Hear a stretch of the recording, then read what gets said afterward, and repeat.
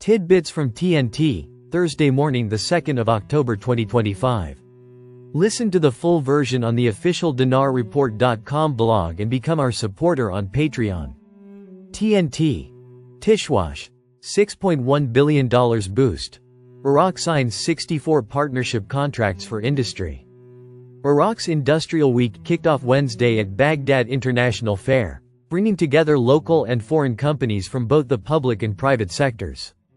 At the opening ceremony, Industry and Minerals Minister Khalid Batal highlighted that the government has completed more than 86% of its industrial program, and laid the groundwork for 27 new factories. He also pointed out that the ministry signed 64 partnership contracts worth 9 trillion dinars, $6.1 billion, with local and foreign investors in strategic industries, including fertilizers, phosphates, iron, and steel. Talks are ongoing for an additional 33 contracts. Noting that the week-long fair will continue through October 7, Batal described it as an economic and social platform that connects industrialists with policymakers, helping obstacles removal to industrial projects. Key challenges facing national industry include shortages of electricity and gas, border-crossing issues, and aging factories. The minister underlined, adding that Iraq has achieved self-sufficiency in cement, producing over 37 million tons in 2024. Production has also increased for chlorine used in water treatment, electrical transformers, and other industrial goods.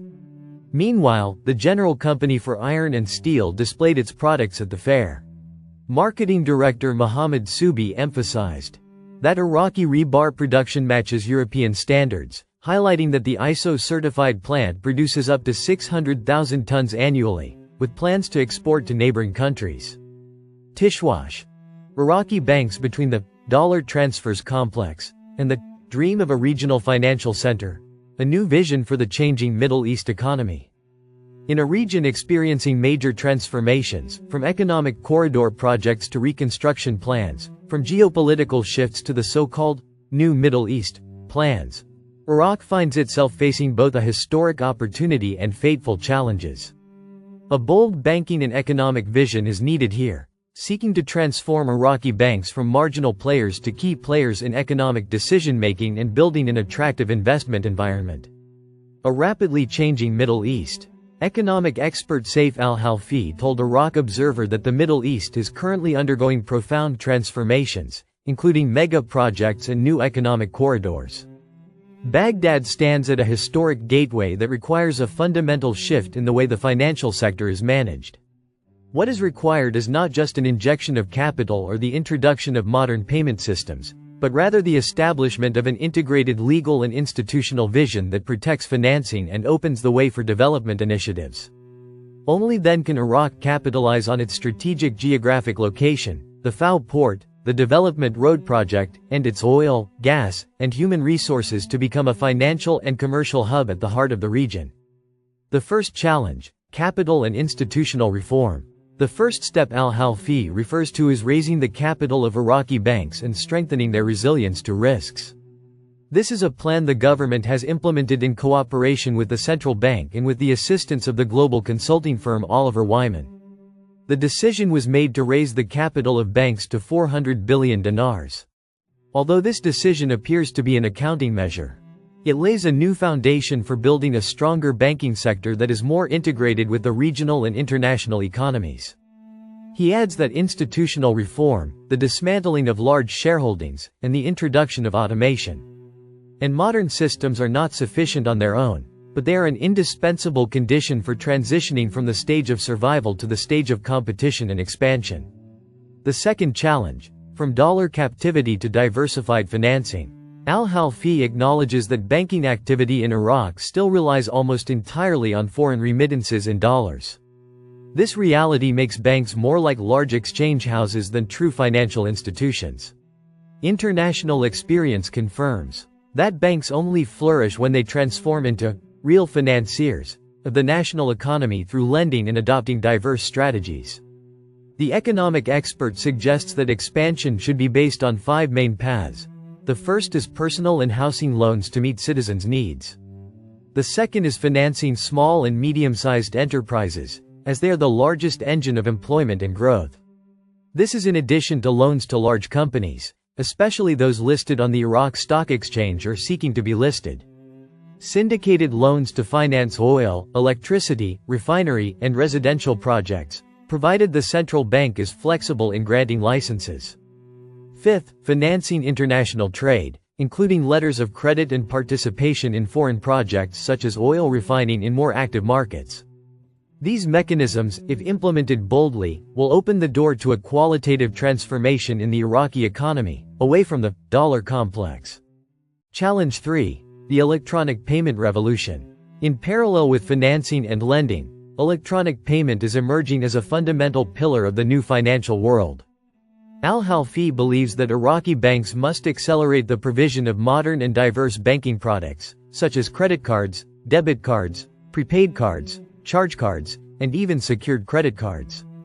Diversifying these products will not only contribute to enhancing financial inclusion and reducing reliance on cash, but will also enhance the financial system's ability to combat money laundering and boost investor and customer confidence alike. What is required of the Iraqi government, however, is that banks alone cannot fight this battle. What is required, according to the economic expert, is to expedite the enactment of modern laws to protect loans and electronic transactions, in addition to establishing specialized banking courts to quickly resolve disputes, and establishing an expedited judiciary to ensure the stability of transactions.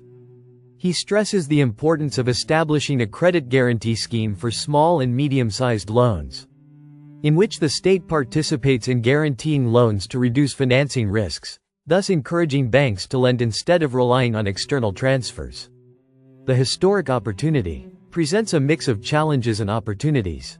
On the one hand, Iraqi banks face the accumulation of over-reliance on the dollar, weak capital, and delayed legislation.